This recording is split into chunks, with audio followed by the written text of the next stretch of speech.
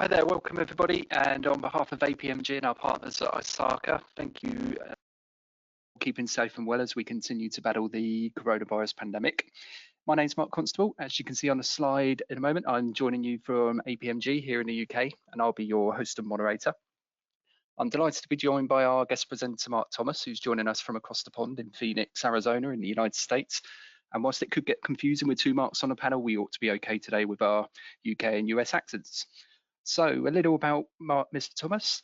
There's some info on screen, but to summarise, Mark is a governance, risk and compliance expert, specialising in information assurance, IT strategy and service management with over 20 years of professional experience across a range of industries and sectors. He's considered a thought leader in frameworks such as COBIT, NIST, ITIL and multiple ISO standards. So you're in really good hands for today's session as we look at demystifying IT governance roles in a dynamic business environment. Before I hand things over to Mark, bear with me a few more moments while I cover logistics for the session. So the first point to note is we are recording the session, and everyone that's registered will receive a follow-up email from us not too long after the webinar has concluded. That'll include a link to the recording and slides. Secondly, you have the option to submit questions at any point during the session. We'll be keeping an eye on those throughout, and we'll try to address as many as we can during a short Q&A session towards the end. We do have a lot of attendees on the session, so it's highly likely that we won't be able to cover all. But where we can't cover them all, we will release a follow-up resource as well, where we'll address all of the Q&As from the session. And last but not least, we welcome your feedback on the webinars as well. So you will have received reminder emails and confirmation emails for the reminders, which you can reply to us with feedback. And also you'll see that follow-up email after the session as well. So that's another route you can choose. Okay, that's logistics covered, and that's all from me until we get to questions. So Mark T, great to have you with us again, and it's over to you, sir. Thank you, Mark, for the kind introduction, and I want to thank APMG and ISACA for allowing me the opportunity to speak to you guys today. So let's talk about what this webinar is all about today. You have to have a tailored and dynamic governance system in today's environment. With all the changes going on, enterprises must have the agility and the resilience to prepare for what I call the next normal. Now, I found that one of the most important factors to success is people. So through many of my recent conversations with boards and senior executives around the world, I found some pretty interesting information about some emerging roles that I believe are key to the success of your organization, and I'll share those with you during this webinar. Now, not only will we be talking about these roles, but I've also identified some key knowledge, skills, and abilities that are more appropriate today than they've ever been, and I'd like to link these to two of my favorite bodies of knowledge from ISACA, CGEIT, and COBIT. So let's take a quick look at some of our objectives. Today, I'd like to talk to you about recognizing today's changing environment and how a tailorable IT governance model can be used to prepare for the next disruption. We'll explore traditional and emerging IT governance roles and what knowledge, skills, and abilities they should possess to support a dynamic environment. And finally, understand how COBIT and CGEIT can assist in creating and guiding trained, prepared, and confident resources based on role-based IT governance scenarios. Let's jump on in. And so on our agenda, we're going to start with IT governance in a rapidly changing world first. You guys know a lot of things are changing right now. We've operated in changing environments for decades, but it wasn't until just recently that we realized that there's a convergence of many disruptive changes that have forced us to rethink our IT governance models. Now, you know this is only a short list, and we could add or even separate many of these, but before we look into governance, it's important to look at these because a primary basis of my roles and skills predictions that I'll provide for you guys a little bit later. So first we have the cyber threat sophistication. Although we are getting better at protection, the bad actors are also getting more sophisticated. The threat vectors are increasing, and cyber criminals are successful in large part because many organizations are not carrying out the due diligence in addressing the problems of things like business email compromise, phishing, spear phishing, and so on. We have digital transformation. Now, this may not be a negative transformation, but digital transformation is the investment of innovative technologies, business models, and value streams that enhances customer and user experiences, which allows you to gain a competitive advantage in a digitally evolving economy. Now, of course, this is a positive transformation, but be careful because you may be creating more vulnerabilities than you might have expected. That takes us to my next one, which is high velocity IT. Again, another positive area. Now, you can't open any periodical or any article today that doesn't talk about Agile or DevOps. These are hot topics in our fast-paced and high velocity environment. For most organizations, these aggressive deployment techniques can often evolve so fast that they can create critical vulnerabilities. And as you might expect, this requires a rethinking of roles, knowledge, skills, and abilities. This one is huge. Aggressive compliance requirements. It is mind-boggling the growth of laws, rules, and regulations that we're up against today. This is tipping the scale between performance and compliance, or performance in many organizations, which is forcing some companies to become checklist compliant and not focused on the risk-based scenarios that a company actually faces. It seems sometimes that the only risk that some companies focus on is the risk of noncompliance. Folks, these are not going away, and they will only become more complex as we see further changes. Global disruptions like 9/11 in the U.S. that upended many practices. The current global pandemic is again changing how we work and how we control our work, which requires new models in how we have knowledge, skills, and abilities. The political and social landscape. This could actually be 2 slides or multiple slides. So the increasing sensitivity to political factors are creating extreme social and political divisions that are seemingly non-negotiable. To add to this, the ease of using social media to quickly spread information, whether it's real or not, to many people instantly is numerically amazing. Think about it. A single tweet can literally be in front of millions in as little as an hour. The global climate concerns, of course, pressures on nations and companies to become more environmentally friendly can drive multiple decisions that the organization is making today. And finally, economic instability. As we've seen in this pandemic, economic stability of some companies is at risk. And we've seen many former solid organizations now out of business. Add to that, the economic landscape is becoming more questionable in many areas of the globe.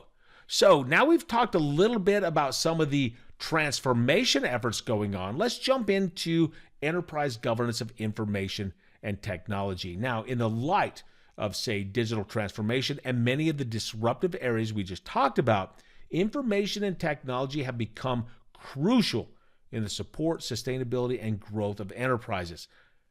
Governance really is the means of directing and controlling an organization. You must have a flexible and dynamic system to support our next wave of changes. So you might see on this first bullet point, there are a lot of different terms for governance of enterprise IT. You might see EGIT, Enterprise Governance of IT, GEIT, Enterprise Governance of Information and Technology, and IT Governance. Although these mean different things to a lot of different people, for the purposes of this webinar, I'm going to call this IT Governance.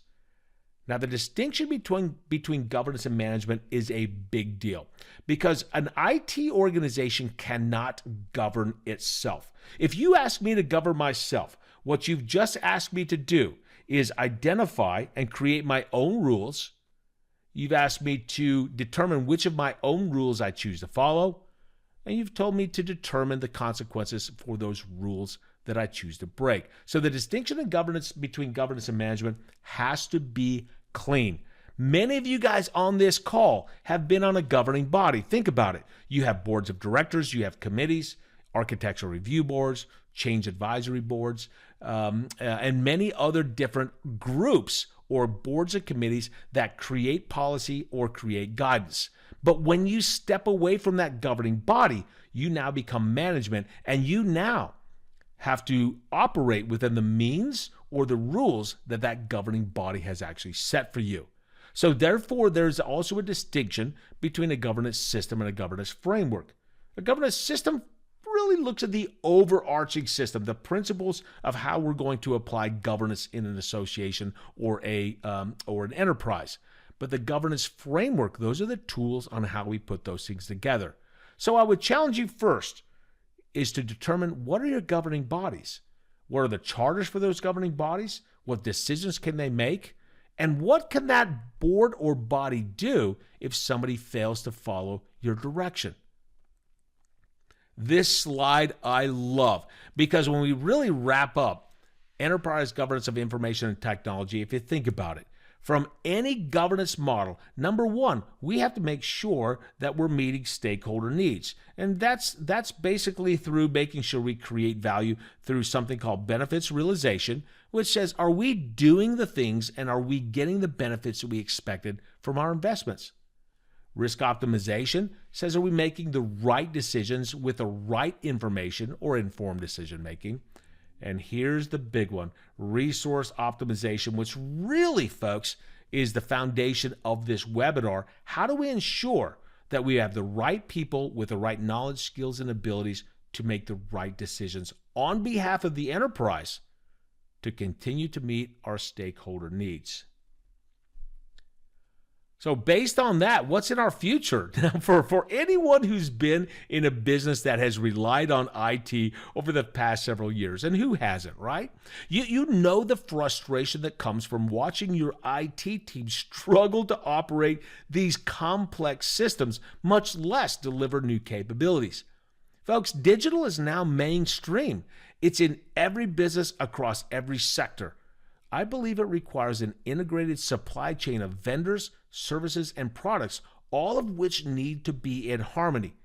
And of course, cloud certainly helps with this. Now, businesses running on old operating models won't cut it anymore.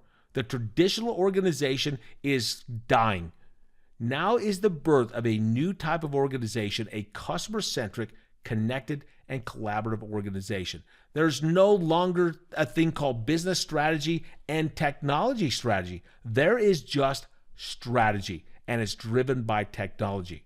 Now, I've seen that the majority of businesses say they cannot achieve their goals without technology, and that requires a connected enterprise backed by an adaptive technology operating model where IT is intertwined with the business and an ecosystem of partners in delivering new products and services to the market at scale.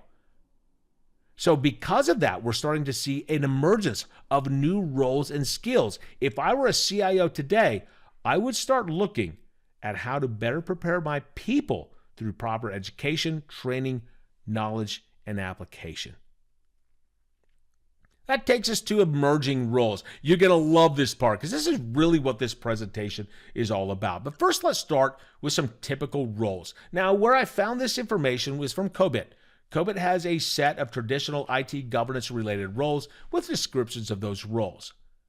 Now, what we're seeing here is not only the combination of some of these roles, but many are being expanded from one to many specialized and highly trained roles to address the complexities we're facing today. I won't cover each of these here.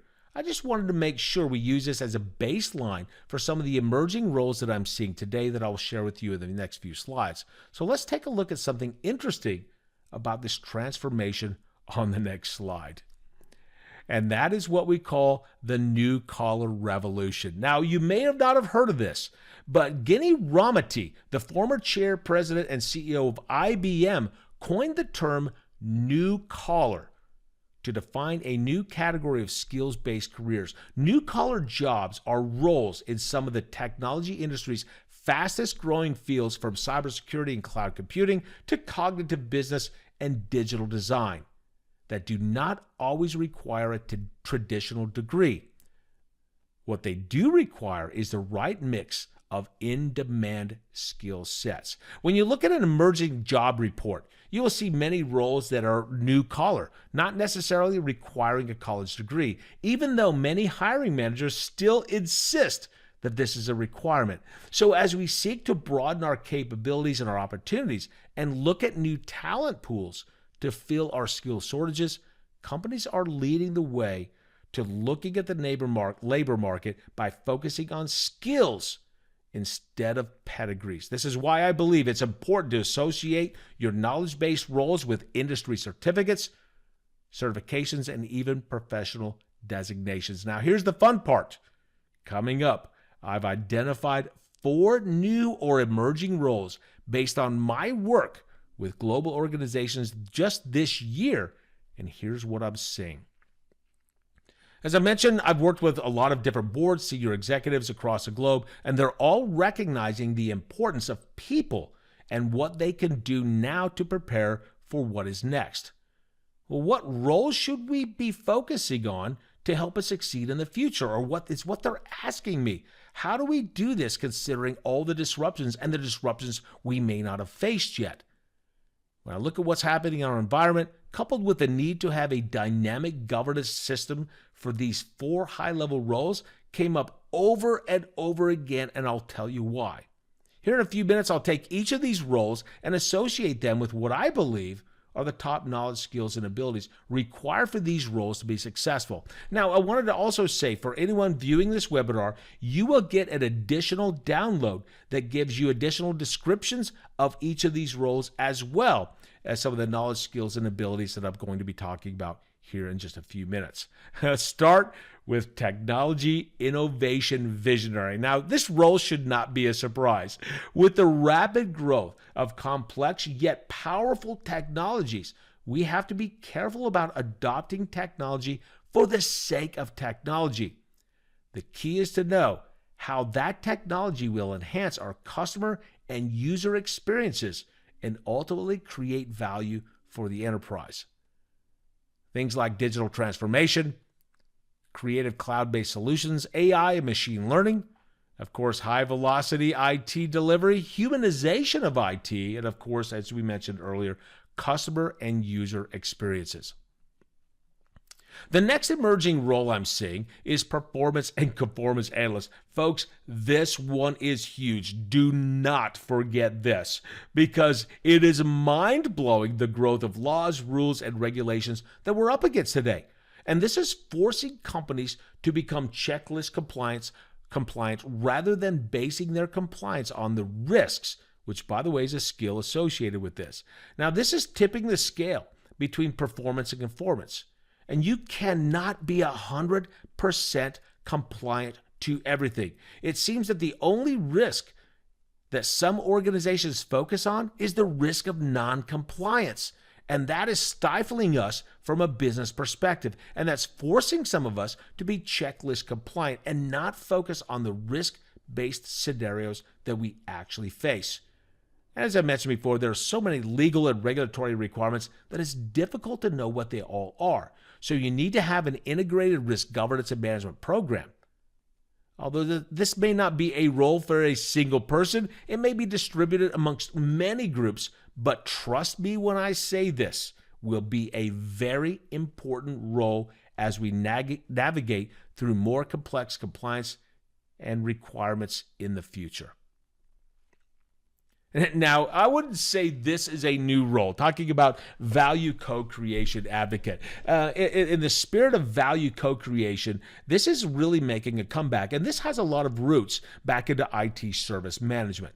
Now, in the last several years, many companies have been so aggressive in their technical growth that they left one thing behind: their consumers and their customers.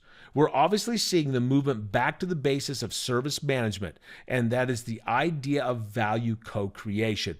Now, I'm not suggesting that everyone go out and hire this role today, but you should step back and look at the foundations of being a service provider and how the outputs you provide are transformed into outcomes for your consumers and your customers that realizes value co-creation. Folks, this is another big one. My last suggested role, amongst many roles that you could have, is culture, diversity, and inclusion advocacy. Now, I'll admit, this role is not only for IT governance. It surely applies to the entire enterprise, but I can tell you that this topic has come up in every board meeting this year. If not, then it should have. This goes back to one of the concerns we discussed early in this presentation. I believe culture is one of the number one silent killers of an enterprise's success, and this should be at the top of mind for anyone in an organization.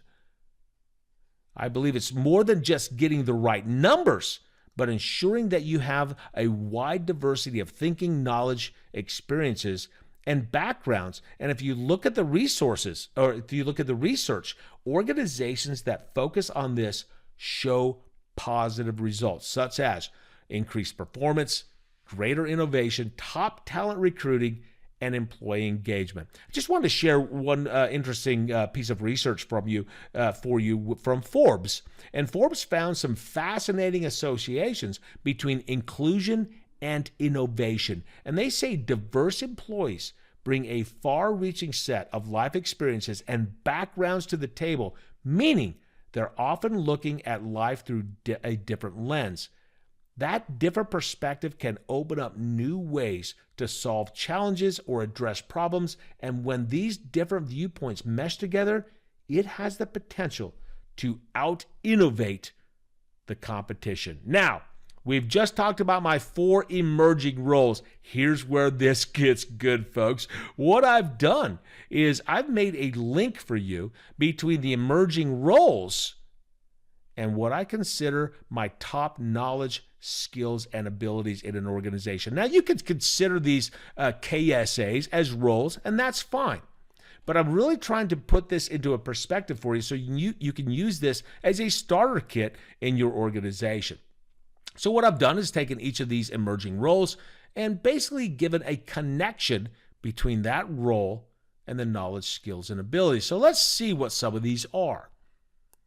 My first one is organizational change management. This goes back to the silent killer I talked about earlier. You need to prepare and commit stakeholders for business change and reduce the risk of failure. We're really here trying to maximize the likelihood of successfully implementing sustainable enterprise organizational change with reduced risks. This is huge. Guys, there is a whole training industry just around this skill.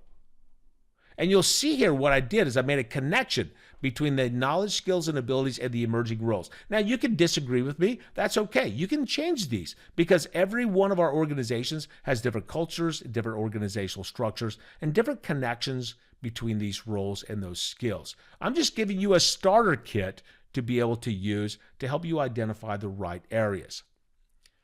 Next, we have business relationship management. Guys, this one is a big one. What we're trying to do here is manage the relationships with business stakeholders really in a formalized and transparent way that ensures we have mutual trust and a combined focus on achieving the strategic goals within the constraints of the budgets and the risk tolerance. This is huge, having that relationship. Remember I said earlier that we need to start seeing more of a relationship between IT and our business units, especially considering the challenges we're up against. This one is an absolute must. I know this is pretty broad.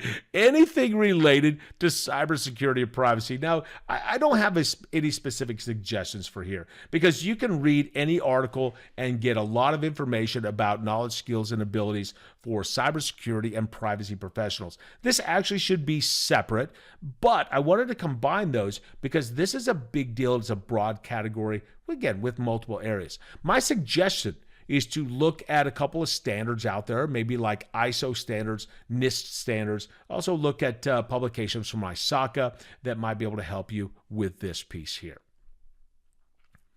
Enterprise and data architecture. Now, this has been around for a while. This is not new, but I think this is emerging drastically because we're trying to establish a common architecture that consists of business processes, information, data, applications, and the technology layers. So we're trying to create models and practices that describe the baseline and target architectures that's in line with the enterprise strategy.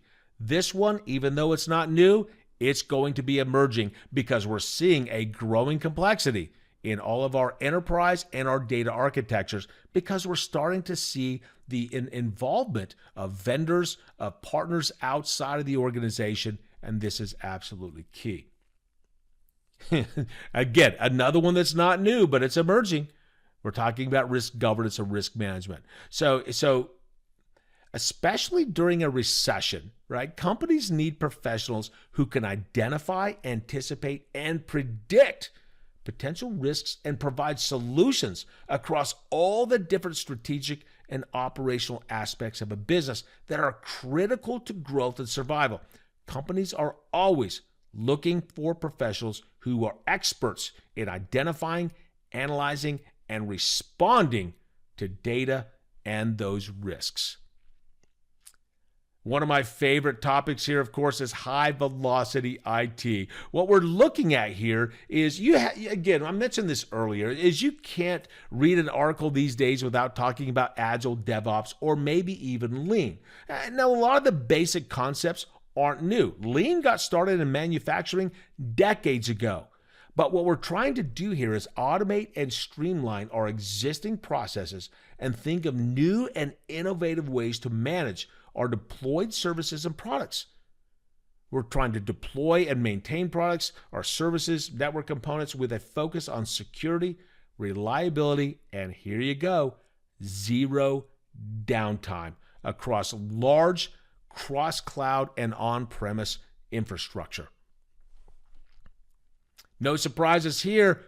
AI and machine learning systems. This is a great skill to have right now. It's not going away because even amidst the lockdown and ongoing recession, websites, applications, and communications are required to operate 24/7. And therefore, an AI specialist is a critical resource to have. The demand for these specialists has not reduced despite the current disruption. Of course, cloud applications, we're identifying and adopting strategies and techniques to migrate enterprise information and services to the cloud. We need to analyze organizational needs and assist in the selection of appropriate cloud technologies by collaborating with our key stakeholders on the adoption milestones, analysis of the risks, and of course, recommending any system improvements. IoT, or the Internet of Things. You guys know technology is really not affected by a recession, no matter how it might have changed the dynamics of the economy, what will have changed in the dynamics of the economy. Now, during uncertain times like this, technology is what people turn to for solutions, right? We are doing this entire webinar online. Maybe someday we'll be doing face-to-face meetings on this. But one of the focus areas in the tech space is the Internet of Things, or IoT. There's been a lot of renewed interest in IoT solutions as this pandemic has identified opportunities for more machine-to-machine interactions and data capture between those interactions. Therefore, roles in IoT architecture and IoT analysis will witness a surge in the future. Trust me on that one. Digital collaboration and experience. So this is what we talked about earlier called customer and user experience. This is a skill that helps us oversee the user and customer experience of, say, a website, application, or a digital interface. This skill needs to have the ability to work closely with the design and development teams to ensure that client interfaces meet their needs and it's aligned with industry standards. We'll test different areas of the site or the application for the ease of use and effectiveness to ensure that my customer and user experience is being enhanced. Of course, this was a big one not too long ago. I don't think this is going away either. That's cryptocurrency. This skill includes a multitude of skills based on the roles that might include, say, business development, data science, financial analysis, marketing, research, security architecture, technical writing, and of course, web development. That's not going away, folks. And this last one is pretty important. I'm not sure what I wanted to call this because as I thought about this role, I understood that there is a growing need for legal advice around some of the technology growth, some of the digital transformation that we're going through right now. So I called it technology legal. But this skill needs to be able to provide advice on legal and policy issues related to, say, my intellectual property, the internet, connected devices, digital media, and even my emerging technologies. I'm not saying this needs to be an attorney, but this needs to be somebody who understands the technical complexities of what we're facing today. So this skill needs to be able to partner with IT processes, service, and even control owners to identify legal concerns and create regulatory deliverables. Now, what you're looking at here is kind of an overview of what we just talked about.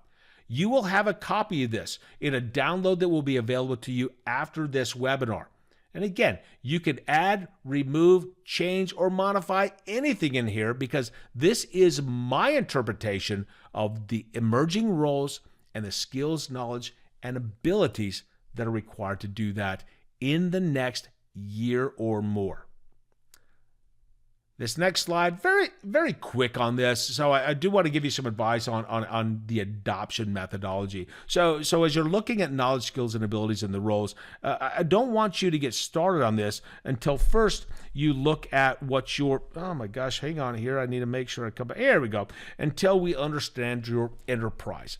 You need to understand what the goals, mission, vision, and values are for the overall enterprise, and then walk into creating that tailored governance system. I'll talk about that again in just a little bit.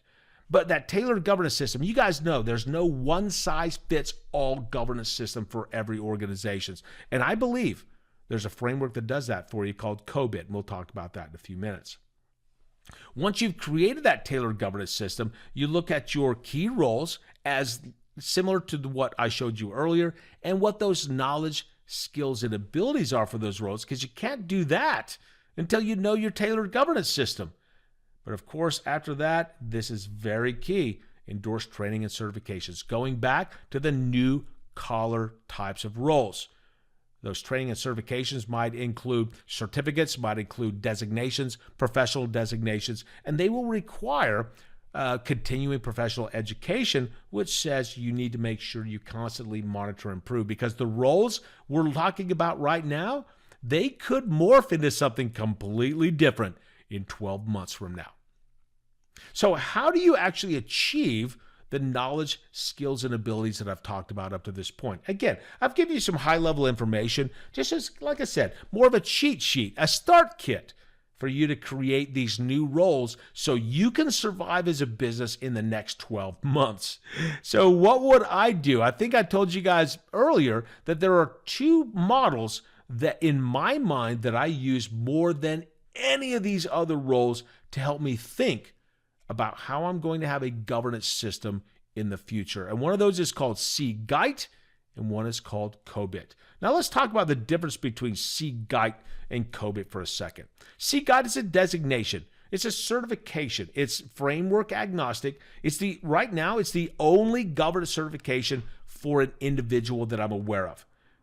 As I mentioned, it's a professional designation. It addresses multiple enterprise roles, and it's broken down into domains, tasks, and knowledge statements. I'll show you how I see CGEIT as helpful for me a little bit later in terms of identifying roles, knowledge, skills, and abilities. COBIT's a little bit different.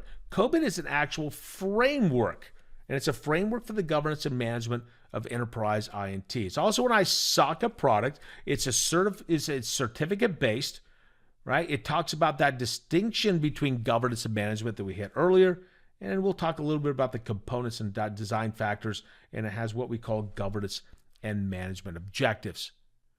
So why would I suggest that you even get certified in either one of these? So a couple benefits of certification. So first, let's talk CGEIT. Now that is making sure, that is proving that you have enhanced knowledge in key topics in the governance and management of enterprise IT. And what they do is they really prove your expertise in what we call domains, and it's a professional designation. And on this last point here, I did pull out off the ISACA site, which talks about salary, which may or may not be even interesting to you. But COBIT is also a pretty huge area. Remember COBIT is a framework. It's a certificate-based exam. It's not a professional designation. But I'm telling you guys, this COBIT framework helps you understand how to adopt and adapt a tailorable and customizable framework, which, like I said before, that is key to identifying the right roles, knowledge, skills, and abilities that you have. And you can look through the rest of the bullet points on COBIT. We do know that it can assist you in preparing for a CGEIT exam. But remember, CGEIT is framework agnostic, but every one of your governance programs or systems needs to have some framework. And as I suggest to you, it should be the COBIT framework. Now, if you want to go through some type of training, of course, you have COBIT Foundation, Design Implementation, or you could, if you are a COBIT 5 certified person, you can go through what's called a COBIT Foundation Bridge. Okay, so let's talk specifically about the people and the skills and those competencies that I mentioned earlier. There's three areas that I want to talk to you guys about next. In COBIT, we have what are called COBIT components. One of those components is called people, skills, and competencies, which is where I find my information on roles, knowledge, skills, and abilities. Also in COBIT, we have COBIT objectives. They're actually called governance and management objectives. We'll talk a little bit about what's called EDM 04 and APO 07. And then finally, CGEIT has a full domain called resource optimization. And you know that people are not the only resource in an organization, but since that's the focus of this webinar, we'll focus on that here soon. Now, if you were a COBIT 5 person, you might recognize these components as something we called enablers back in COBIT 5. That was a great list, but we really didn't tell you how to use that list. In COBIT 2019, those components are what we consider ingredients to your governance system, and one of those components that's specific to the subject we're talking about today is called people, skills, and competencies. So under that people, skills, and competencies component, I think this is important for you to know. And you might notice it talks about RACI charts. For every one of those governance and management objectives, it's broken down into practices and activities.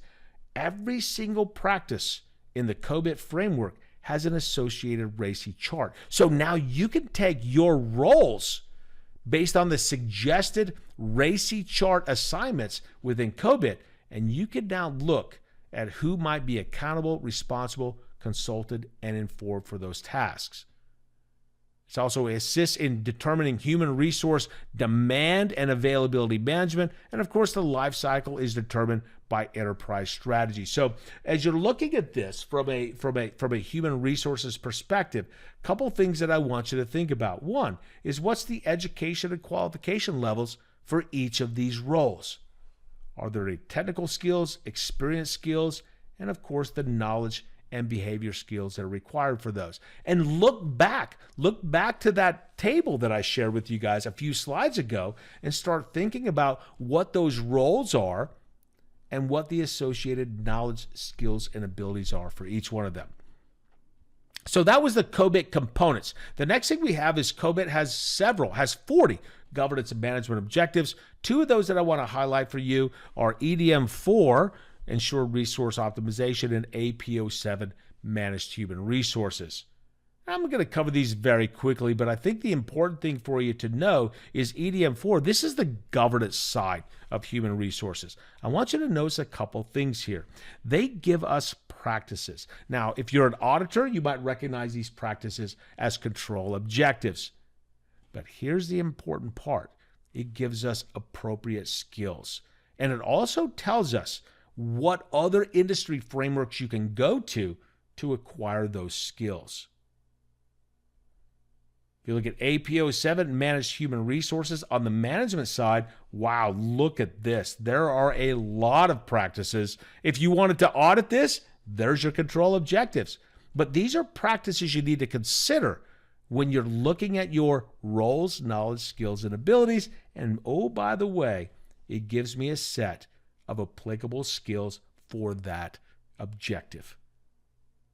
All right, I'm not going to dive any deeper into that, but I just wanted you to appreciate that the COBIT framework has the components called people, skills, and competencies, and two of the objectives that I think are the most applicable that we just talked about. So let's talk CGEIT next. Certified in the Governance of Enterprise IT. This is the designation that we talked about earlier. There are 4 domains in the updated CGEIT, and you'll see here IT resources is one of those domains, which is awesome. So under that domain, there are 2 areas that we focus on: resource planning and resource optimization. Let's jump into that and see what CGEIT says about human resource management. I'm not going to cover every one of these areas for you, but I think that you need to understand that as a CGEIT professional, you now understand that you need to ensure that the enterprise can achieve its success through our people.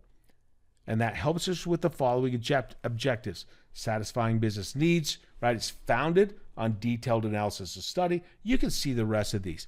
These are really good. I'm not going to walk through each one of them, but when you look at these different areas under CGEIT that talked about HR, I mean, think about it. HR philosophies, right? Describing the overarching values, HR strategies, the direction we're heading, HR policies, how we're defining the values, principles, and strategies, and how we're applying those, right? And so on. So I would really do yourself a favor when you're looking at a governance of enterprise IT framework or a system. We've already seen that COBIT and CGEIT can give you some valuable information to be able to govern and manage these. That takes me to my top tips next, and we'll hit some questions coming up here in just a few minutes. My first top tip is understand what value means to your stakeholders. Guys, you can't identify which roles, knowledge, skills, and abilities are important to you until you know how you're servicing your stakeholders. We talked earlier about value co-creation. Now, those stakeholders could be internal or external stakeholders. And by the way, in the additional download that I told you that you're going to get from watching this webinar, you will get additional information from me on how I feel about each one of these. I think you should create a tailored and dynamic governance system. Where you go on this? You go right to COBIT on this one. In fact, it's what we call the COBIT design guide. They have design factors that say, based on these attributes of your organization, which of the objectives are more important for you? And guys, that's key, because you can't determine which roles, knowledge, skills, and abilities are most important to you until you know what your governance focus is. Which takes us to the next point: is human resources are your most important asset. Now, I have a professional colleague of mine who I know is on this call, and he's going to give me a hard time for this. He always tells me to stop calling human resources assets. Now, in the spirit of this presentation, I hope you guys understand that I'm not trying to dehumanize people as assets. But you think about it, what is an asset for me? I'm leveraging assets in order for the enterprise to succeed and create value for my stakeholders. And human resources are a part of that. So therefore, I need to understand what those resources are, as well as understand what the roles and the key knowledge, skills, and abilities are for those roles. Guys, I hope this is sinking in. Because like I said to you guys right at the beginning of this webinar, this is the #1 silent killer. By mismatching roles, knowledge, skills, and abilities because the industry says so. I'm telling you right here and now, the things I'm telling you in this webinar are things you need to consider in the next 12 months, or your organization may no longer be with us. Now, once you've identified those skills, hey, fund and endorse training and certifications, right? We're starting to see a huge trend in the increase of the amount of dollars spent for training and certifications per individual, and it's more than it's ever been.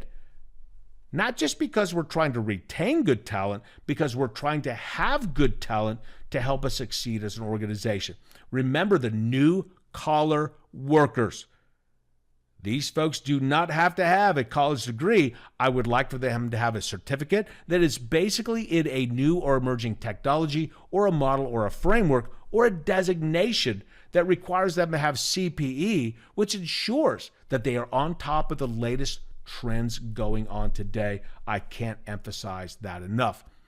And finally, you guys know there's no such thing as a new normal. It's called the next normal. Think about the disruptive things we talked about earlier in this webinar.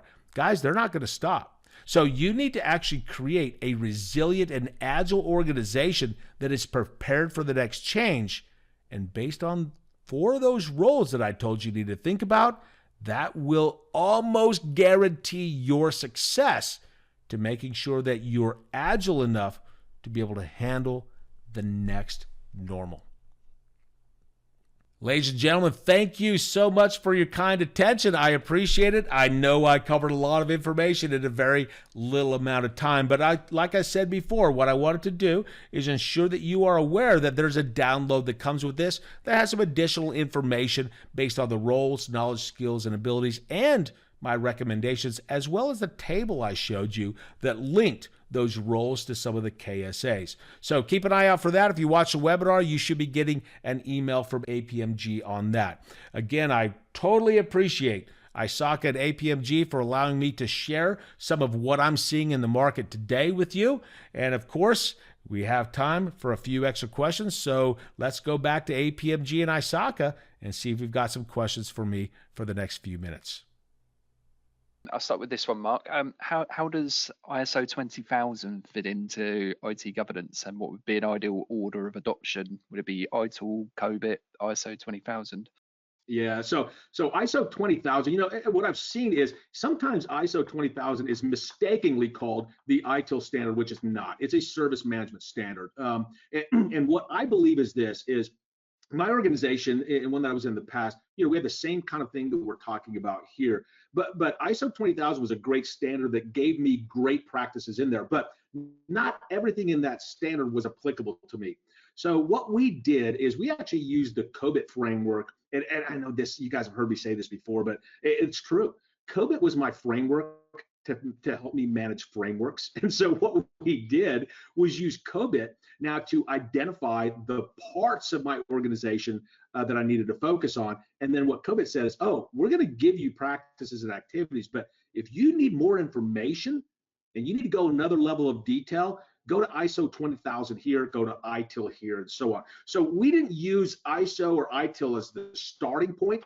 We used COBIT as kind of our central governance, IT governance framework, and it helped us identify the parts of ISO 20000 and ITIL that was most appropriate for us. Now, could you start with ISO 20000? You certainly could. You could back into a governance framework, but I think because COBIT, I'm not trying to overly push COBIT on you guys. You can tell that I really think it's a solid framework.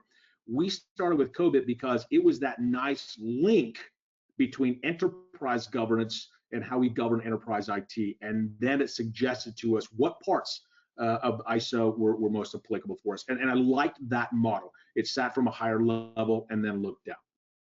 Okay, thanks, Mark. Jessica, did you want to raise the next question? Absolutely. Mark, what are some recommended tips for studying or courses that you would recommend to prepare for the COBIT 2019 design and implementation exam, and additionally the NIST leveraging COBIT 2019? Oh, okay. Yeah. So this goes back to the kind of the training schema for COBIT. So one of the things, of course, that you guys know is you have to pass the COBIT Foundation exam before you can take any of the advanced exams. You can find more information on that, of course, out on the ISACA site. If you are a COBIT 5 certified professional, you can do the bridge exam as well. And you can find information on the training for those courses out on both the ISACA and the APMG sites. Now, when it comes to design and implementation, this is a practical exam. So what I would suggest to you is really, it's part of the questions on, I'll call it D&I, are based on some foundational level things that you learn in the foundation course, but you really need to know and understand the design guide. So when I talk about the design guide, there are basically 4 key publications right now that COBIT has published from ISACA. One is what I call the framework guide, which is basically the foundation. You've got the governance and management objectives guide. You've got the implementation guide, and then you got the design guide. The design implementation course is based on two of those documents, the design guide and the implementation guide. So what I would do is I would take a look, obviously out on the ISACA site, or maybe if you're an ISACA member, go to your chapter. There may be a course that chapter may be sponsoring on that to prepare for it. So there is a course available for design and implementation. Everybody has a different learning style. Some people would prefer just to study out of the books. But my suggestions to you are, when you look at design and implementation, it's not necessarily about rote memorization. It's about understanding the model. And so as design factors change, I need you to know in your gut how that might affect certain other objectives that might be picked, because you can't memorize that. You really need to understand the kind of dynamic system of that environment. So that's what I would say on the design and implementation. The other part of that question was implementing NIST. Implementing the NIST cybersecurity framework using COBIT 2019. There is also a course out there. I will suggest there is a guide that you can, it's a purchase guide on the ISACA site that course was designed from. So I would highly suggest going out and taking a look at that, as well as I do know that ISACA and APMG have multiple webinars that you might be able to learn from. But as of right now, to be quite honest with you, I don't see a lot of those design implementation and the NIST courses out on a lot of public schedules right now. Most of those, you'll see that ISACA will do one or more of those courses in one of the conferences, or one of the chapters on that. So my recommendation on that one is basically the NIST and COBIT guide. Understand that one. So hopefully that helps a little bit. Okay, thank you, Mark. Next question is in relation to SMEs. So how can the IT governance framework you described be applied to SMEs, taking into account they may lack both financial and human resources? So SMEs in terms of subject matter experts, I would guess? I'm guessing small, medium enterprises. Oh, small, okay, small, yeah. Oh, so here's what's really interesting is I've got to give you the evolution on this, because this is a really cool story. Back in the COBIT 4 days, we had what's called the COBIT Quick Start Guide, and a lot of folks use that. It was kind of a slimmed down version of COBIT, and back in COBIT 4, we had significantly less information in that framework. Now with the COBIT 2019 launch, one of the cool things that we have is they're called focus areas, and focus areas are areas of unique interest to organizations, and one of those focus areas is called small to medium sized enterprises. Now that focus area guide is not published today, and I can't give you information. I don't know on any published dates on that. But what it does is it takes the unique aspects of a small to medium sized enterprise and says, what parts of COBIT are most significant for you right now? But I will say this, guys, is the way COBIT 2019 is designed. I don't care if you're a company with 10 people or 10,000 people. If you go through and do a goals cascade and you go through the design factors, it's still going to tell you what areas you need to focus on, whether you got 10 or 10,000 people. It just comes down to whether you have the resources to be able to adopt some of these things. So I do always push back on small to mediums these days to say COBIT's designed for big companies only. Well, of course it helps big organizations, but if you follow the method in the design factor analysis, like I said, it doesn't matter if you're big or small. It just comes down to the capacity that you have to be able to adopt these things. So anyway, I think that hopefully that hit that answer for you. I would take a look at the design factors on that. From a CGEIT perspective, right? CGEIT is agnostic from frameworks and is agnostic from company size. So I have seen organizations where literally the CIO that has 5 people in her organization, she is CGEIT certified and says it is the best thing that ever happened to me to help me manage this team or govern this team. And so I think that that CGEIT also does not distinguish between large enterprises and small. It's the basic concepts are the same, except in a smaller organization, one person may be wearing a lot more hats than it would in a larger organization. Hopefully that helps. Thanks, Mark. We'll try and squeeze 2 more questions, and I think as we're coming close to the hour. So penultimate question is, you mentioned NIST. What are the key NIST frameworks that are more relevant for an IT governance professional? Yeah, so this challenge comes up. I was working at a global manufacturer back in January, and they asked me to come and do a class for them on the implementing NIST using the COBIT 2019 framework. And when I got into this class, I felt like I was in a government House of Representatives. There was a big line in the middle where a bunch of people sat on the left and a bunch of people sat on the right, and they all disagreed on things. And the 2 groups were, one side was the NIST side and one side was the COBIT side. And what they wanted me to do during this class is to convince them to meet in the middle. So having that background, I would tell you that from a NIST side, back the NIST CSF, or the cybersecurity framework, I think is probably the go-to right now. Now, there's a couple others I'll tell you in a bit, but the NIST CSF, this was a result of an executive order by President Obama that said we need to have some type of a framework that helps us look at critical infrastructure. And as it turns out, this framework not only is good for critical infrastructure, it's appropriate and applicable for any organization or any industry. Right now, we are on NIST CSF 1.1. Some significant things were changed in that to include supply chain management and a few other things. So that's the first NIST framework I would look at. The second one that I would say is the NIST, the risk management framework, or RMF. And that's a good one to look at too. The reason why I like those is because the majority of the NIST frameworks map nicely back into things like, say, COBIT. You guys know I can't answer a question without saying COBIT, but they link back to those nicely. And when you look at some of the certifications, or excuse me, the courses and the training around implementing NIST using COBIT 5, you'll see a nice connection there. Also, if you want more details from the NIST side, there's of course the special publications series. And I think that special publications are really neat, 800-53 and so on. But on the subject of this webinar, we're talking about roles, knowledge, skills, and abilities. NIST also has a really nice special publication.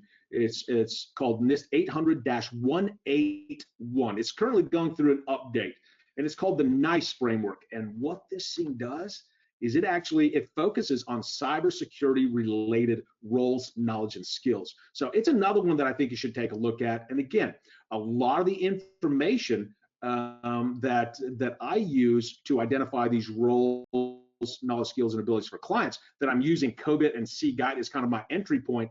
These things map down nicely to the NIST documents as well. But I still use COBIT as the overarching. And if you are a CISO, you may say, nope, CSF is my framework. But I will tell you that there's a nice connection and a nice merging between COBIT, the NIST CSF, and the RMF. One other thing that actually links in there very nice, ISACA just recently published the new the IT risk documentation that's really, really good and links in with those kind of nicely too. All right, we got room for another. I think we better start. I think we better wrap up there, Mark, because we just jumped over the hour. So I think we've got a following slide, haven't we, with some useful links that we can leave while we close. You got it. Sounds good. So you guys know I did mention a lot of organizations involved. Most of the information that I told you guys about today, you can find out on APMG International, ISACA. If you're interested in keeping in touch with me, feel free to reach out on LinkedIn or Twitter, and be happy to stay in contact with you guys. So anyway, thanks very much for everyone. I appreciate your kind understanding of my internet issues. All right, have a great day, everyone. Thanks very much, Mark. And yeah, thank you everyone for your patience while we work through those audio issues, and we'll have a think in the we're doing the follow-up activity, how we address that for the follow-up. Yeah, as Mark said, we got some links there just to explain what we got there, so you can find out a bit more about APMG, ISACA, and Scout. And you've also got a link there to Mark on LinkedIn and a bit more info on the COBIT and CGEIT qualifications. Okay, I think that's everything. So just Lee's thank you. So firstly, thank you everyone for attending. Other than the audio issues at the beginning, I do hope you've enjoyed today's session, and we appreciate you taking time out of busy schedules to join us. Secondly, thank you, Mark, for your insights and expertise today. Great teaming up with you as ever. And last but not least, thank you to our partners at ISACA and everyone behind the scenes for their support for today's webinar. It's very much a team effort, so thank you all. As I said at the start, we'll soon be issuing a follow-up email to everyone that's registered, so keep an eye out for that, because that will include a link to the recording and slides, which I know there have been a lot of questions about, and also a question on CPD or CPE points. Will also include details in that follow-up email, so do look out for that over the next 24 hours. So thanks again, everyone. Enjoy the rest of your day and the weekend ahead, and we hope to see you on future webinars. Bye-bye.